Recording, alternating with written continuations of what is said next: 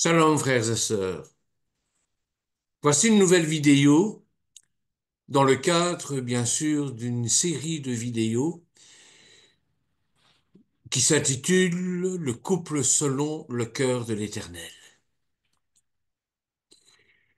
Et nous allons nous pencher cette fois-ci sur ce qu'on appelle l'âme sœur. Dans une première vidéo, nous avons vu comment l'Éternel a créé le couple selon sa vision à lui. Et il crée Adam, qui est une dimension spirituelle. D'Adam, il fait une incision sur le côté. Il en sort une autre dimension qui est la dimension de la vie, Hawa, Ève en français. Et de là vont sortir Ish et Isha, l'homme et la femme. L'homme et la femme, Isha n'est pas le féminin de Ish, mais c'est la même racine. J'explique tout ça dans la première vidéo, hein. Lorsqu'il fait passer en revue tous les animaux, qu'il leur donne un nom, eh bien, Adam va découvrir, je veux dire, son alter ego. Ce n'est pas un clone, hein, ce n'est pas le clone d'Adam, c'est son alter ego. Et prenons Genèse au chapitre 2, verset 22.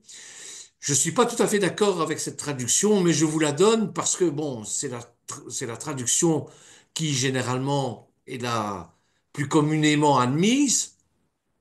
Donc, je vais vous la citer, bien que c'est pas tout à fait comme ça que je vois les choses. Donc, l'Éternel Dieu forma une femme de la côte qu'il avait prise de l'homme. Or, moi, quand je traduis en hébreu de Salem, c'est pas la côte, c'est le côté. Hein. Je vous l'explique dans la précédente vidéo. Hein. C'est-à-dire que la femme est tirée du côté de l'homme. C'est cette incision qui était faite à Adam pour pouvoir engendrer la vie, Hawa. Voilà. L'homme dit, voici cette fois celle qui est os de mes os, chair de ma chair. On l'appellera femme, Isha, parce qu'elle a été prise de l'homme, Ish. La même racine. C'est ça que ça veut dire. Ce n'est pas un clone de Ish. Ce n'est pas le, le, le féminin de Ish. Isha n'est pas le féminin de Ish. Mais ils ont la même racine. Vous voyez? C'est pourquoi l'homme quittera son père et sa mère et s'attachera à sa femme. Ils deviendront une seule chair. Vous savez, frères et sœurs, sous une fausse liberté de choix, nous pensons que la personne que nous choisissons pour faire notre vie avec elle, eh bien que cette personne semble être la femme de notre vie et celle de notre destinée parce que elle a été choisie par nous en fonction d'un tas de critères. Critères humains, critères psychologiques.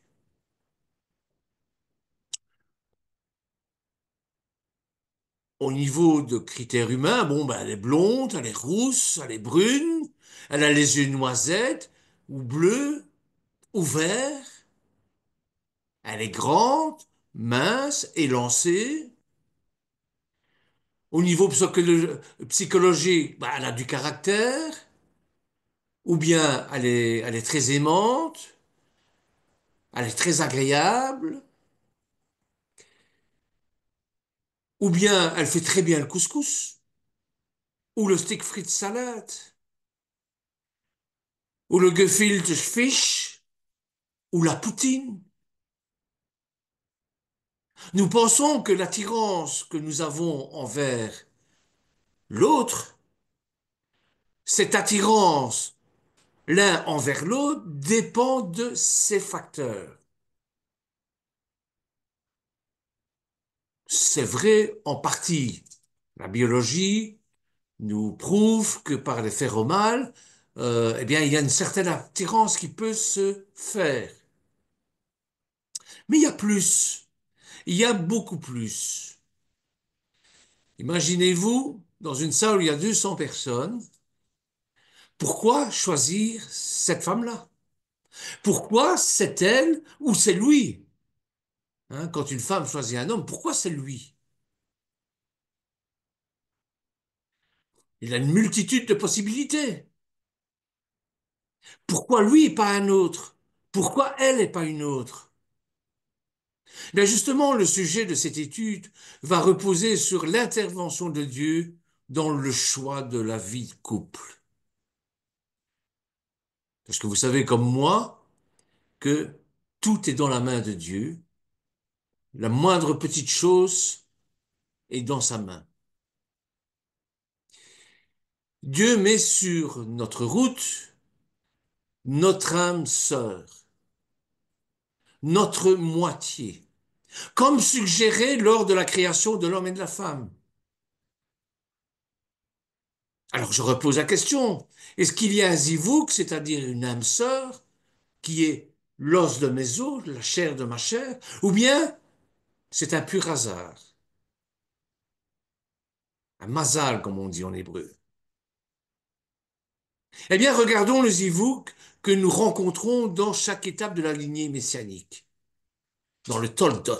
Parce que dans les étapes de la lignée messianique, s'il y a une certaine prédestination vis-à-vis des acteurs importants de la Bible, il y a aussi une sorte de prédestination dans le couple qui va former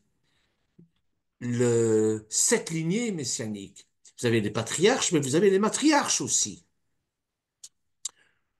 On va prendre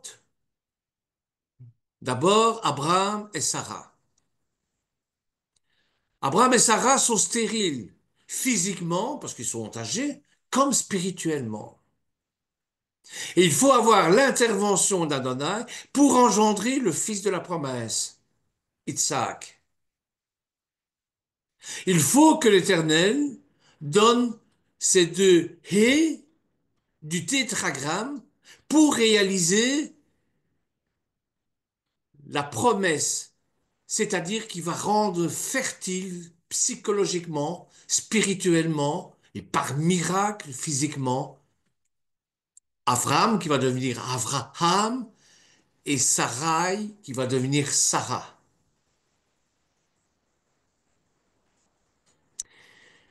Nous avons ensuite Isaac qui est issu de l'union de Abraham et de Sarah, et nous avons Isaac et Rivka.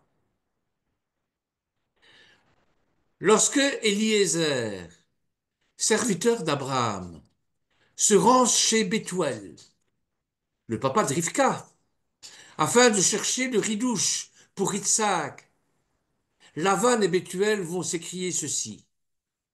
C'est dans Bereshit au chapitre 24, verset 50. La chose a été décidée par Hachem. Nous ne pouvons en dire ni mal ni bien. Arrêtons, si possible, de questionner le bon Dieu sur ce qui se passe dans le monde. Même si ce sont des atrocités qu'il tolère, lui sait pourquoi. Parce que dans toute son éternité, il a un plan précis de, du but à atteindre. Tout est dans sa main. Nous ne comprenons pas, nous ne voyons pas, pour la bonne et simple raison que nous sommes des êtres finis. Et notre finitude nous empêche de voir au-delà des choses. Alors, si c'est Hachem qui décide pour nous qui sera notre zivouk, notre femme, à plus forte raison pour la lignée messianique, Il va décider qui sera notre Zivouk à nous, parce que nous avons un plan, nous avons un but, nous avons un rôle à jouer dans son plan divin. Mais alors, qu'en est-il du libre arbitre? Parce que l'Éternel nous laisse le libre arbitre, le libre choix. Et nous le voyons dans tout. Nous avons le libre choix de le servir ou de ne pas le servir.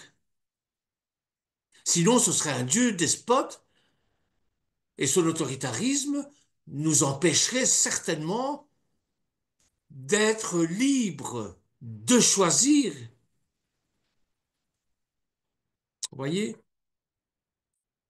Donc, on pourrait se dire que notre choix, si Dieu intervient dans notre choix, que notre choix n'existe pas,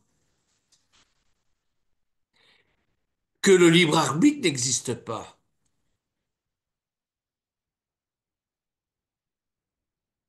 et que c'est lui qui nous fait croire que c'est moi, ou c'est toi, ou c'est nous qui décidons. Mais en réalité, c'est l'Éternel qui choisit.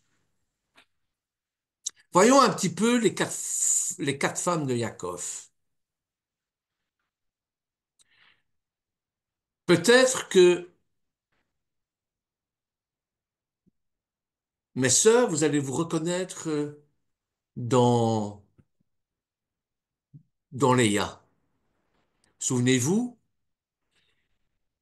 Yaakov tombe amoureux de Rachel. Euh, Lors du mariage, il y a substitution.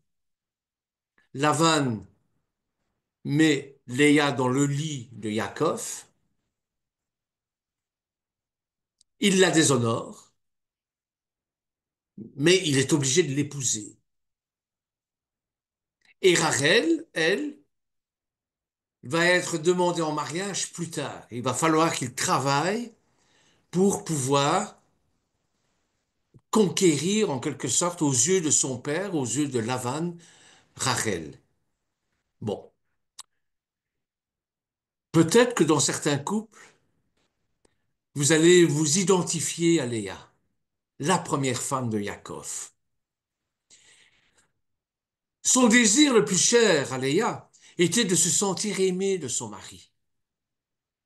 Mais ce dernier, amoureux de Rachel, sa sœur cadette, n'arrivait pas à accepter la tromperie de Lavan. Et le père des jeunes femmes qui avait mis Léa dans le lit de Yaakov à la place de Rachel, Yaakov avait des raisons de se plaindre. Mais Léa n'y était pour rien, elle. Et Léa aimait Yaakov.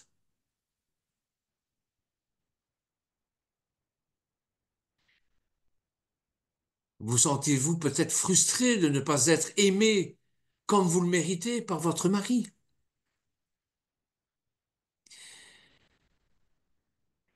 Léa fit tout pour attirer son mari. Mais la seule chose qu'elle put obtenir de lui, c'est qu'il lui fasse des enfants. C'est tout. Et Dieu, qui voyait la détresse de Léa, lui permit d'en avoir plusieurs. Et à chaque naissance, Léa chercha un allègement de sa peine. Vous savez combien de fois j'ai entendu des couples dire, quand ça n'allait plus entre eux, on va faire un enfant pour nous rabibocher. Grosse erreur, bien sûr. Si vous ne réglez pas le problème à la source, eh bien, vous pouvez faire tous les enfants du monde, hein. Ce que vous allez faire, c'est impacter votre discorde sur l'enfant. Ça oui. Et ça va être une victime. Or, un enfant, vous savez comme moi, c'est la concrétisation de l'amour, c'est-à-dire, ça doit être conçu dans l'amour et pas par besoin charnel. Donc, À chaque naissance, Léa cherche un allègement de sa peine. Et après Ruven, elle va s'écrier, le Seigneur a vu mon affliction.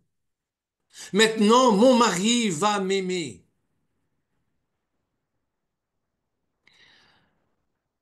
Après Shmion,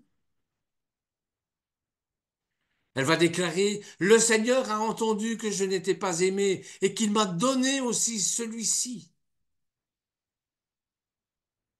Après la naissance de Lévi, cette fois, mon mari va s'attacher à moi, car je lui ai donné 3 fils. Vous savez bien que ça ne fonctionne pas comme ça. On ne retient pas son mari avec un enfant. Pas du tout. Léa a appris à surmonter sa frustration, car elle s'accrochait à son espoir d'être aimée. Et elle s'accrocha aussi à sa foi en Dieu, qui, elle le savait, l'avait bénie avec ses 3 naissances. Mais soudain, avec le quatrième, qui est Yehuda, le ton va changer. Cette fois, je célébrerai le Seigneur, dit-elle. C'est pourquoi elle l'appela Yehuda, la louange. Cette fois, elle ne cherche plus à être aimée de Yaakov, mais elle se rapproche de Dieu pour le louer. Sa foi s'était affermie au cours de ces années.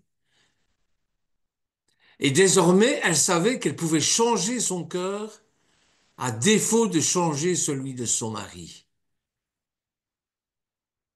C'est une leçon pour nous. C'est une leçon pour nous qui aujourd'hui semble être, nous dire en tout cas, n'abandonnez jamais votre espoir. Dieu vous entend. Et le moment venu, il vous bénira au point que vous le glorifieriez sans retenue. Elle aurait pu devenir aigrie après toutes ces années d'insatisfaction. Mais au contraire, elle veut louer le Seigneur. Et la récompense pour Léa, c'est ça la récompense pour Léa. C'est son fils Yehuda qui deviendra l'ancêtre du Machiar et non pas Joseph, le fils de Rachel. Or, Rachel, c'est le zivouk de Yaakov. C'est son âme sœur. C'est à lui que Yaakov affirmera plus tard, le sceptre ne sera pas retiré à Yehuda jusqu'à ce que vienne celui auquel il appartient, c'est-à-dire Yeshua, c'est-à-dire le Mashiach ben David, c'est-à-dire Yeshua Nostri. Alors ne désespérez pas. Les réponses de Dieu sont surprenantes, vous savez. Comment Lavan a pu intervertir les femmes? Une question qu'on s'est posée. Remontons au conflit entre Ésav et Yaakov. C'est à partir de là qu'il faut y aller. On a vu que de la même source sortent 2 enfants totalement différents. En vérité, je pense qu'ils sont différents selon une vision très superficielle des choses, car ils sont là pour se compléter, comme Caïn et Abel étaient là pour se compléter. Chacun a une mission.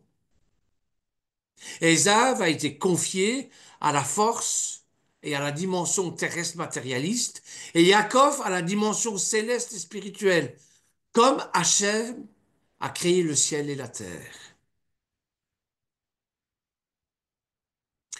Il va de soi que le peuple juif devait être créé à partir de 2 personnalités qui se complètent. C'est un mariage où chacun comprend qu'il a besoin de l'un de l'autre. C'est ça aussi. Le mariage, c'est ça aussi. Le, le couple selon le cœur de Dieu. Ésav devait comprendre étant de ce monde qu'il a besoin d'un modèle spirituel qui vient d'en haut. Et c'est toujours vrai pour nous aujourd'hui.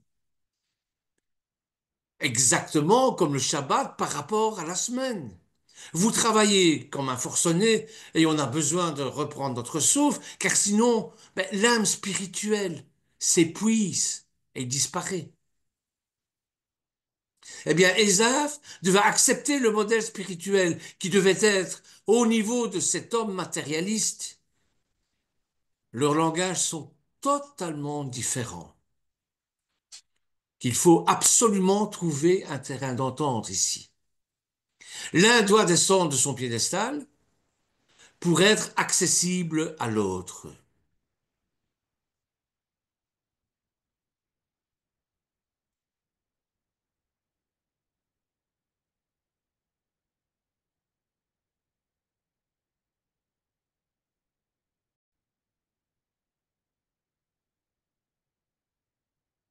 Yaakov doit faire l'effort d'avoir une Torah facile à comprendre et adaptée à la réalité. Et Ésav devait faire l'effort d'accepter que Jacob le conduise à sa source spirituelle.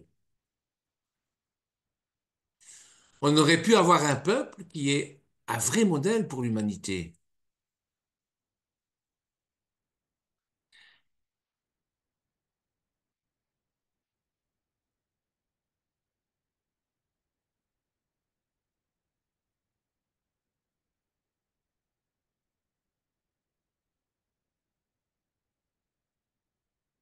Ni l'un ni l'autre n'a fait un effort.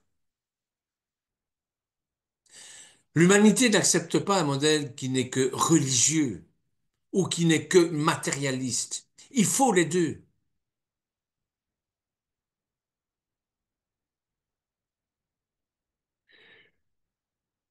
Ça n'a pas marché entre Yaakov et Ésav,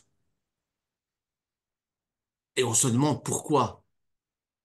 Ni l'un ni l'autre n'a fait un effort. Yaakov ne sort pas de sa tente d'études, de sa yeshiva. Il montre le côté négatif d'être le Béor.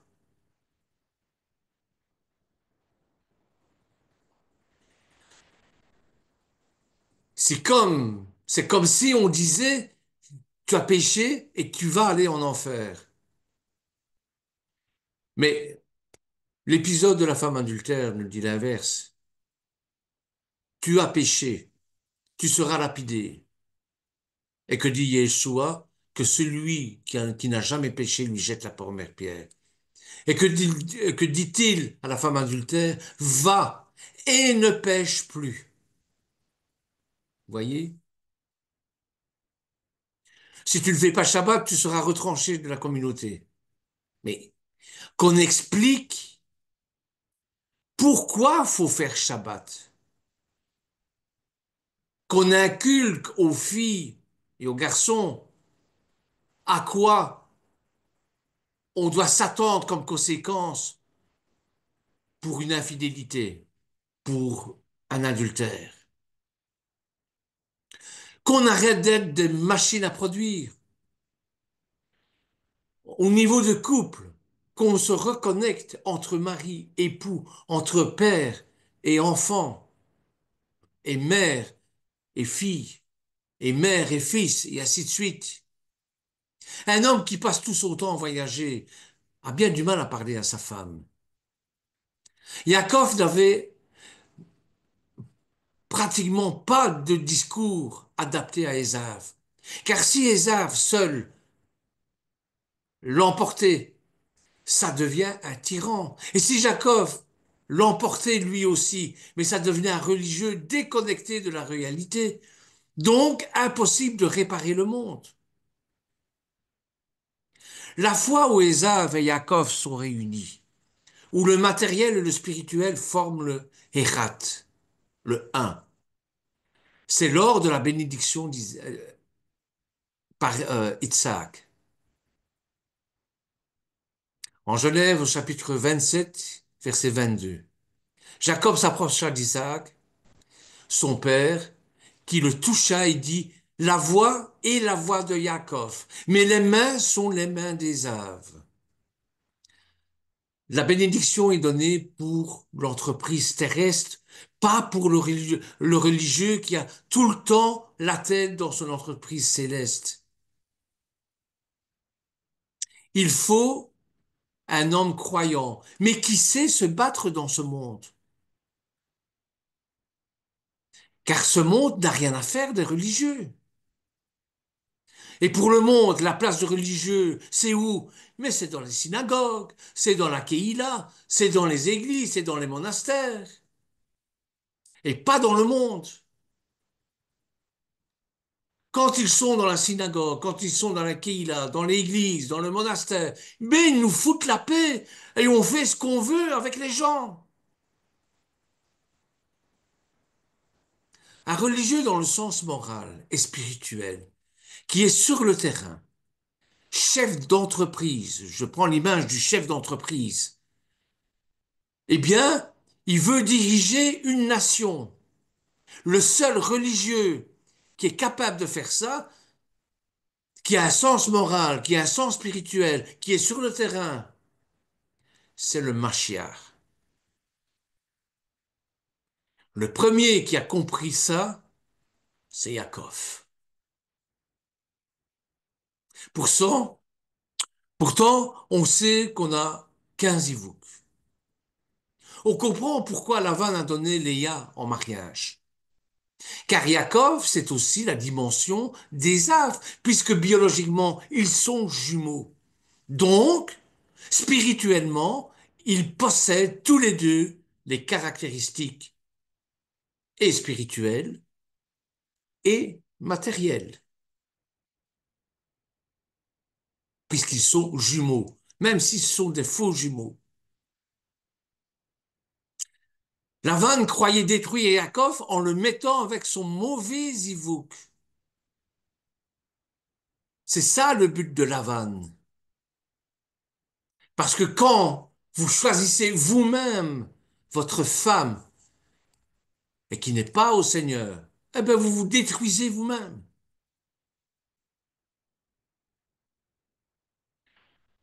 Alors vous vous demandez pourquoi j'ai divorcé de ma première femme?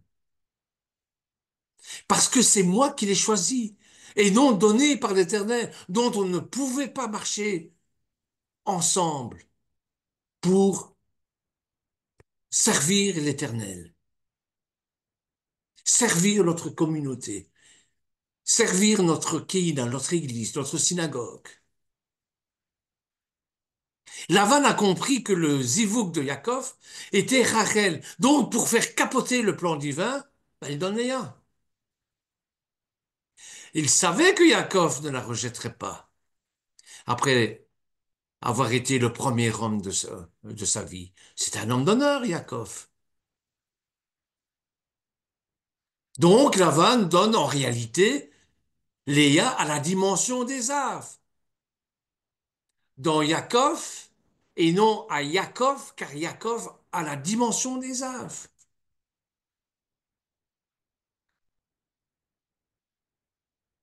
Alors, Léa, je viens de le dire, est destinée à Ésav. C'est le zivouk d'Ésav. Mais qu'est-ce qui me permet de dire ça? On dit que Rivka avait deux fils et Lavan deux filles. L'aîné des filles doit épouser l'aîné des garçons et la plus jeune le cadet. La caractéristique de Léa, selon les commentaires de la Torah, est une femme très spirituelle. Comment un guerrier comme Ésav peut-il épouser une nonne? C'est impossible. Et pourtant, selon l'analyse, le zivouk d'Israël sera Léa. Quelle est la force et l'importance de l'épouse? Eh bien, c'est d'amener son homme à faire teshuva, tikkun, la réparation, la repentance.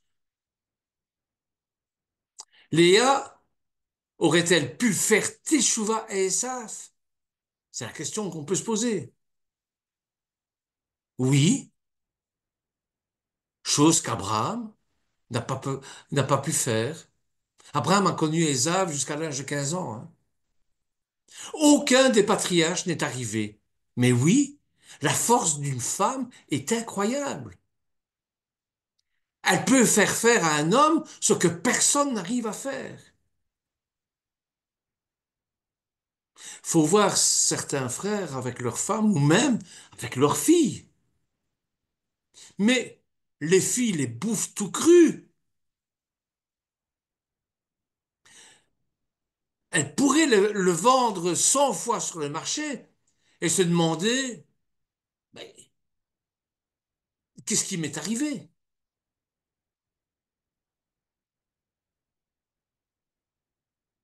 Et ce sont les filles. Il ne faut pas demander à la femme. Telle mère, telle fille, hein. L'homme au niveau maturité est un bébé par rapport à sa femme. Léa a prié pour ne pas être mariée à Ésav.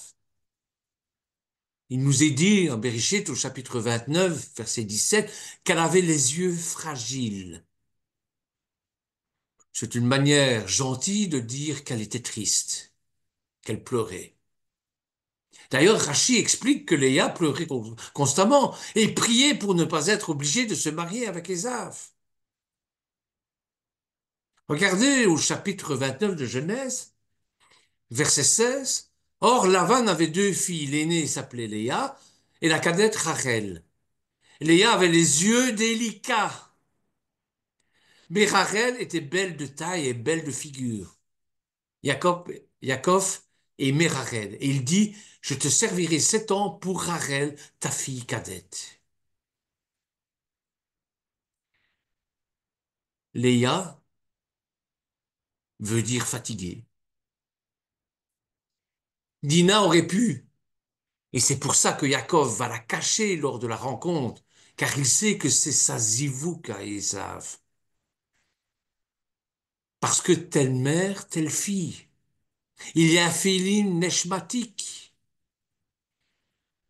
Telle fille, telle mère. Vous comprenez la responsabilité d'une femme qui est capable de réunir là où tout le monde échoue, même les plus grands tzadikim comme Abraham, Isaac, Rivka, Sarah et ainsi de suite, ne sont pas arrivés. Et Rachel, à Yaakov, Rachel est une battante, une guerrière. Comment je le sais ça? Eh bien, c'est la seule que Yaakov va nommer d'Ishto, mon épouse, ma femme. Or, Rachel signifie brebis. Yaakov est là, ne peut aller ensemble. On voit ce qu'est un vrai zivouk. Mais Jacob portera un autre nom, car il va changer. L'Éternel va changer son nom. Il va changer son nom de Jacob en Israël. Or, Rachel n'est pas le zivouk d'Israël, mais de Jacob. Alors, qui sera, d'après vous, le zivouk d'Israël? Bien sûr, ça va être Léa. Combien de femmes fondamentales a-t-il épousées? Deux. Deux. Or, on sait que Jacob, c'est Israël aussi. Et qui va l'appeler ainsi? Le sar d'Ésav, lors de son combat.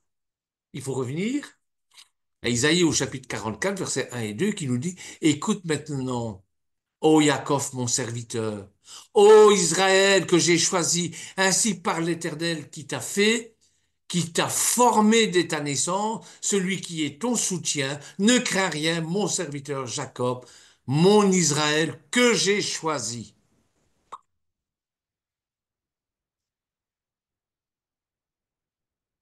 Faisons une petite réflexion sur le divorce, qui est le fléau du XXe et même du XXIe siècle.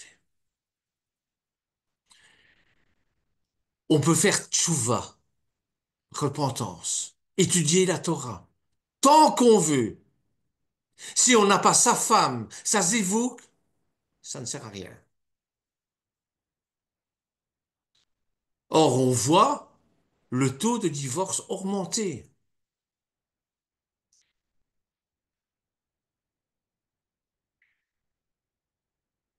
Quand j'aurai fini mon petit discours ici, ma petite causerie, eh bien, 4 mariages se seront terminés par un divorce. Rien qu'aux États-Unis, chaque minute en moyenne, plus de 2 mariages sont officiellement dissous. Il n'y a pas qu'aux États-Unis, hein, c'est partout dans le monde. La désinvolture avec laquelle certains quittent leur conjoint a quelque chose de stupéfiant. Et ce phénomène ne fait que s'aggraver. En 10 ans, le nombre de divorces a plus que doublé aux États-Unis. Je prends les États-Unis, mais je pourrais prendre un autre continent, hein, un autre pays aussi.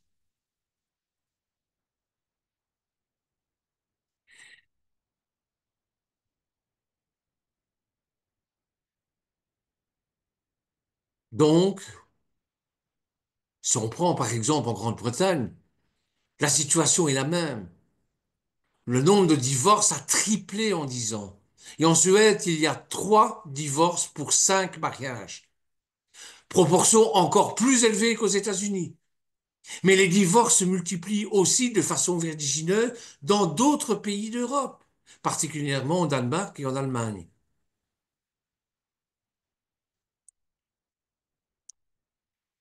La société change. Tout d'abord, des dizaines de millions de vies sont brisées, souvent de façon dramatique. Si on inclut les femmes et les enfants au-dessous de 18 ans, plus de 4 millions d'Américains voient chaque année leur vie bouleversée par le divorce. Un nombre égal connaissent l'abandon qui est le divorce du pauvre. Ça coûte cher de divorcer. Cette marée montante de divorce n'est qu'une des preuves que beaucoup de gens mariés ne sont plus heureux. De nombreux couples essaient alors un nouveau mode de vie, chacun des conjoints acceptant que l'autre ait des relations sexuelles avec une tierce personne.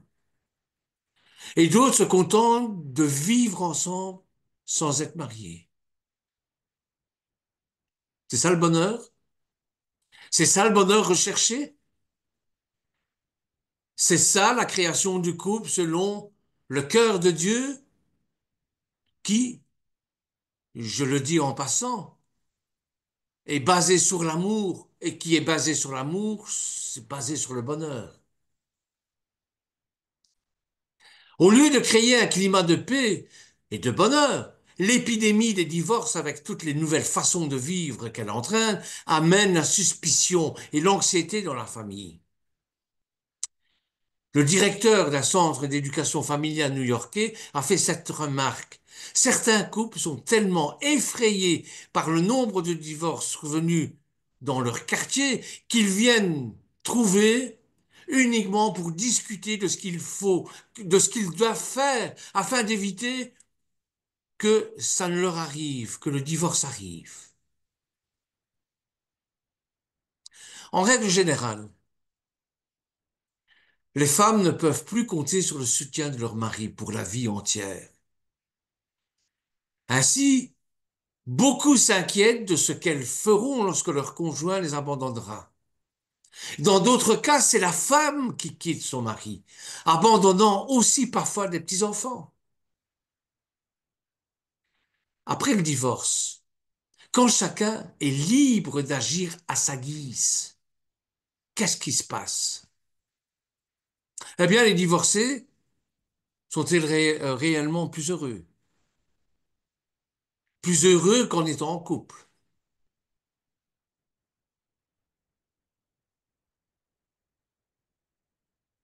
Parmi les familles concernées, On note un seul divorce qui ne fait pas aucune victime. Pas un seul divorce qui fait aucune victime. À moins un membre de chaque famille a reconnu être complètement bouleversé ou totalement changé de comportement après le divorce. Les hommes divorcés ne connaissent pas de satisfaction durable. L'image stéréotypée de la vie de célibataire, insouciante et papillonnante, ne rend pas les femmes heureuses non plus. Les aventures amoureuses ne leur apportent qu'un sentiment de désespoir, de culpabilité, de dépression. Il n'est pas étonnant que les suicides soient au moins 3 fois plus fréquents chez les divorcés que chez les gens mariés, et que l'alcoolisme connaisse la même progression.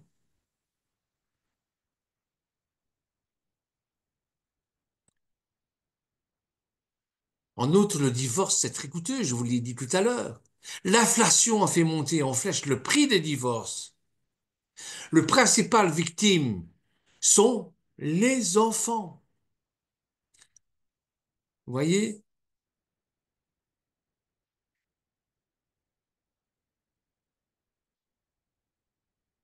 Puisque le divorce est souvent une cause d'amertume et de chagrin. Pourquoi tant de gens y recourent-ils? Pourquoi y a-t-il de nos jours une véritable épidémie de divorce? Il n'est pas simple de répondre à cette question. Ce serait un petit peu trop simpliste. Car la situation est complexe et je ne veux pas apporter des solutions simplistes justement à un problème qui est complexe. Mais il est certain qu'en tant que Talmidim Sel Yeshua, nous devons obéissance, soumission, persévérance et patience pour rencontrer notre zivou.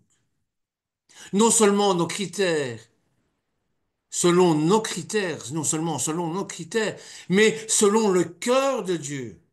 Et je suis persuadé que si nous faisons la volonté de Dieu, il mettra sur notre route celle qui nous correspond, afin de le servir comme il se doit. Voilà pourquoi je parle de Zivouk. Deux âmes sœurs qui s'unissent pour former le Hérat, retrouver la gloire de Dieu que nous avons perdue par le péché.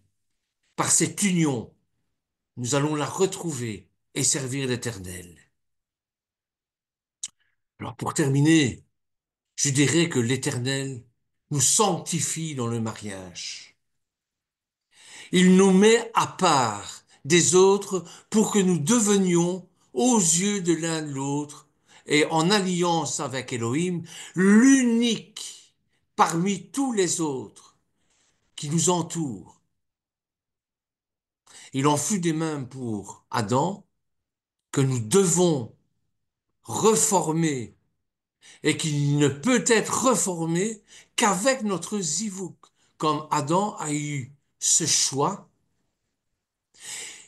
si nous voulons suivre, eh bien nous devons être de même nature en formant le un que l'Adam. Si nous voulons être dans son royaume, eh bien l'Éternel nous demande une seule chose. Obéis-moi, soumets-toi à ma loi, persévère dans la foi et sois patient.